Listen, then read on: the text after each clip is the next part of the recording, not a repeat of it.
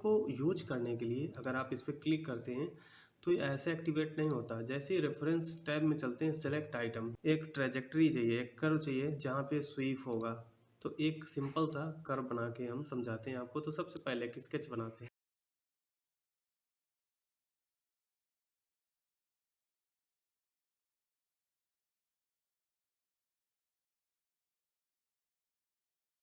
Command से बाहर चलते हैं। तो ये कुछ इस टाइप का हमने कर्व एक बना लिया है। तो एक काम कंप्लीट कर लिया है। स्वीप करने के लिए एक कर्व होना चाहिए, जो एक कर्व हमने बना लिया है। देन इस कर्व को आप क्लिक करके सिलेक्ट कर लेंगे और सिलेक्ट करने के बाद स्वीप टूल में क्लिक करेंगे। जैसे ही स्वीप में क्लिक करेंगे, दोनों एंड पॉइंट पे दो डॉट नज़र आएंगे।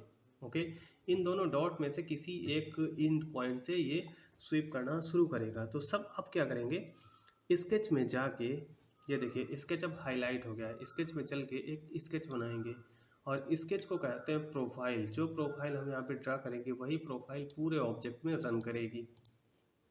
एंड कमांड से बाहर। तो देखिए ये कुछ इस हिसाब से जो हमने सर्कल बनाया था वो सर्कल इस पूरे प्रोफाइल यानी लाइन में, ये पूरे पाथ में रन हो गई और ये स्वीप टूल से बड़े आसानी से ऑब्जेक्ट बन गया। इसे ओके कर देंगे तो ये कमांड फिनिश हो जाएगा। प्लेन को हम हाइड करते हैं थोड़ी देर के लिए। तो ये कुछ ऐसा हमने ऑब्जेक्ट बना लिया। इसमें दो टाइप से चेंज किया जा सकता है। एक तो स्वीप टूल में राइट क्लिक करके एडिट डेफिनीशन, और इसमें जो स्केच बनाया है इसको चेंज करके हम अपने ऑब्जेक्ट के डिज़ाइन को चेंज कर सकते हैं।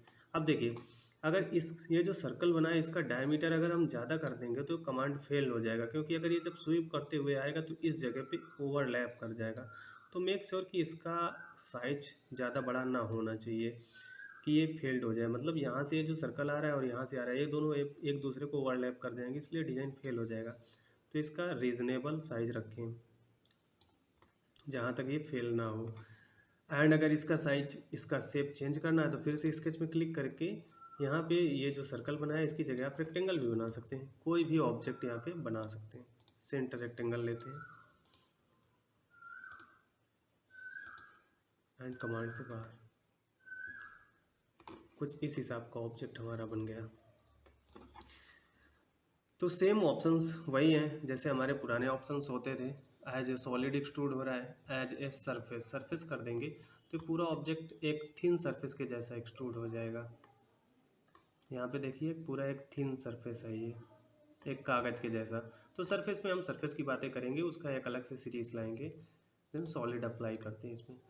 एक सॉलिड में दो ऑप्शंस होते हैं, एक पूरा सॉलिड एंड एक हॉलो सॉलिड, यानी क्रिएट अ थिन फीचर, यानी एक पाइप के जैसा, रेक्टेंगुलर पाइप के जैसा बन जाएगा ये।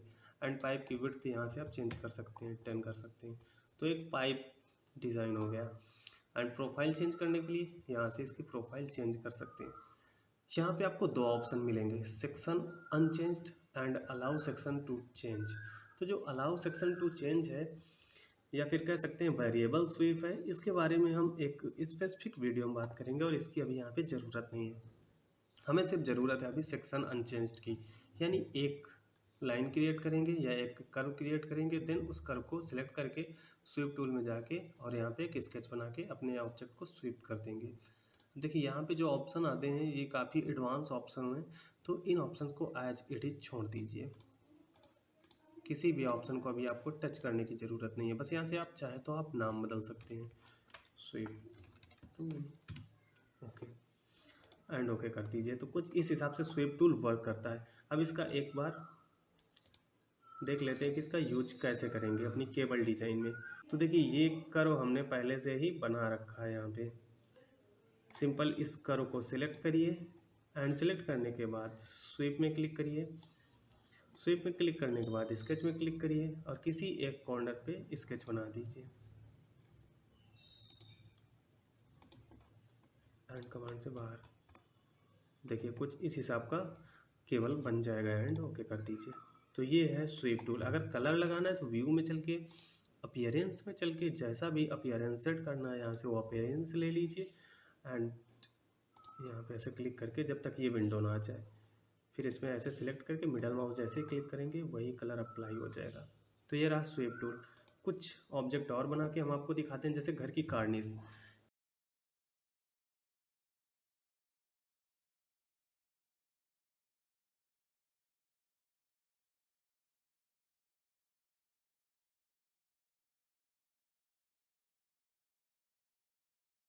तीन तरफ से वॉल खड़ी कर ली और यहाँ पे हमें एक कार्निस बनानी है।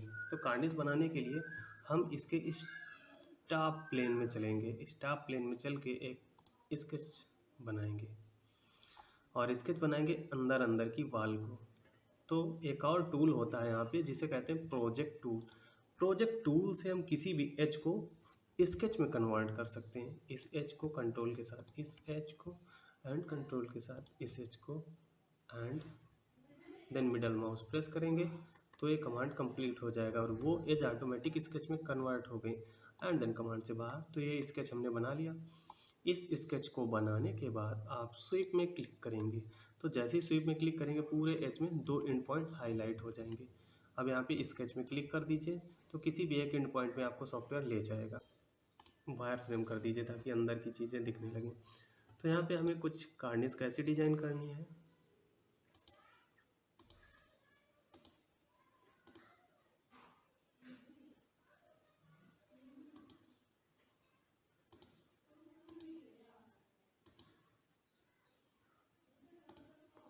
और इसे मेक श्योर कि ये स्केच पूरा क्लोज होना चाहिए। अब चाहें तो आप यहाँ फिलेट लगा सकते हैं अपनी यूज के लिए, या फिर फिलेट को बाद में भी अप्लाई कर सकते हैं। एंड यहाँ से व्यू मोड चेंज कर लीजिए और ओके कर दीजिए।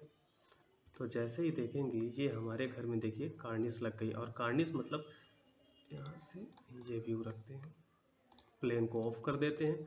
तो देखिए इन वॉल्स पे जिस टाइप की हमने कार्निस लगाई थी वो कार्निस लग गई। अगर ये कार्निस आपको अच्छी नहीं लग रही या इस पर कुछ चेंजेस चाहिए, इस स्वीप कमांड में चल के राइट क्लिक करके एडिट डेफिनीशन और यहाँ से इसके स्केच को ही बदल सकते हैं, है ना।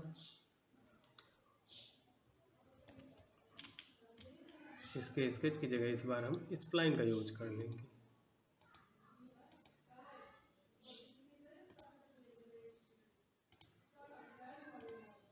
कमांड से बाहर, ओके। तो अब हम चेक करेंगे कि ये कॉर्निस कैसी लग रही है। तो ये कॉर्निस ज़्यादा बेटर लग रही है। तो ऐसे हम किसी भी टाइप का शेप, वेरियस शेप हम स्वीप कमांड से इजीली डिज़ाइन कर सकते हैं। चलिए एक ऑब्जेक्ट और डिज़ाइन करके हम देख ले रहे हैं, बाइक हैंडल। एक बाइक हैंडल डिज़ाइन करके और देखेंगे।